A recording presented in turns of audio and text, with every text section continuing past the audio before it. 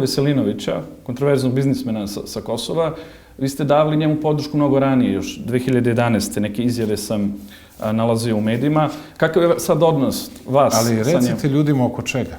Budite pošteni. Oko protesta koji su tada bili Budite pošteni. Dakle, ja sam Zvonka Veselinovića video jedanput u životu i rekli su mi da je bio, i to sam ga video na Kosovu, kad su se oni Krstimir Pantić svađali oko pravljenja nove stranke, kad je bio sukobi sa Šešeljem i tako. To je bilo 2008-2009, ja mislim.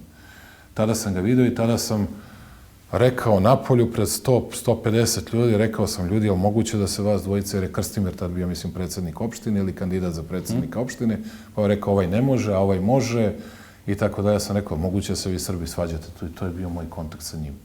I čuo sam da je na još jednom mjestu u Ledinama u Novom Beogradu, kada sam bio na nekoj velikoj svadbi, da je bio i on, ali ga nisam video. I šta sa tim?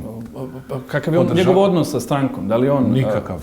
Sa mnom, dakle, nema nikakav odnos. Ali ima sa ljudima iz vašeg okruženja. Pa sad hoćete da mi govorite da treba kontrolišem ko će gde s kim da se viđa. S kim ima iz okruženja? Mislim da se vaš brat viđa s njim. Moj brat nikada mi nije rekao, ali to moram njega da pitam. Dobro, ali ono što je bitno, znači nema neke finansijske veze u smislu da finansira vašu partiju. Apsolutno nikakve. Mi imamo novca dovoljno. Jedini imamo čiste finansije.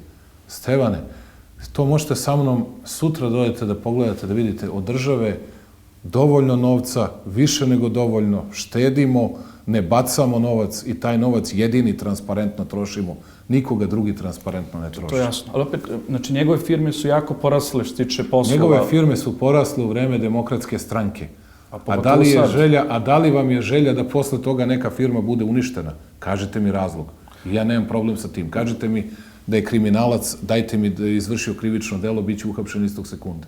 Bilo ko. Ne, samo hoću da kažem da opet i rast u poslovima nešto kaže, pogotovo u Srbiji. Znamo da... Ma šta kaže Stevane? Pa obično ste bliski vlasti kada vam rastu poslovanja. Prvo morali ste, vi jednu stvar dobro znate.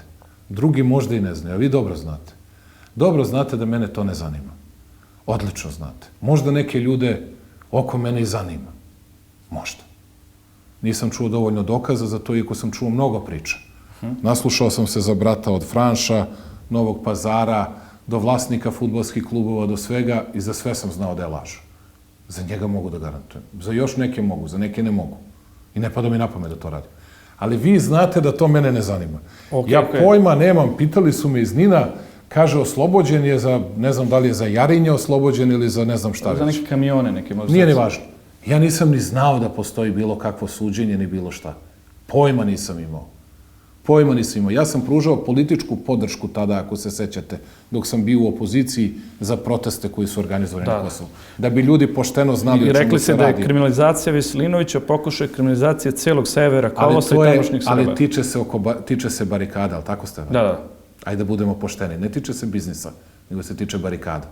A i tada sam napadao Miljkovića i one sa kojima sam te kasnije video da su stvari oni radili sve vreme. Znači, kažete da on sad više nema podršku, je li to vlast? Nisam rekao da nema, nije nikada imao podršku, ne znam šta to znači. Čovjek, ako je normalan, radi, ako je kriminalac, ide u zatvor, ništa drugo nema. Ja nemam drugo. U redu.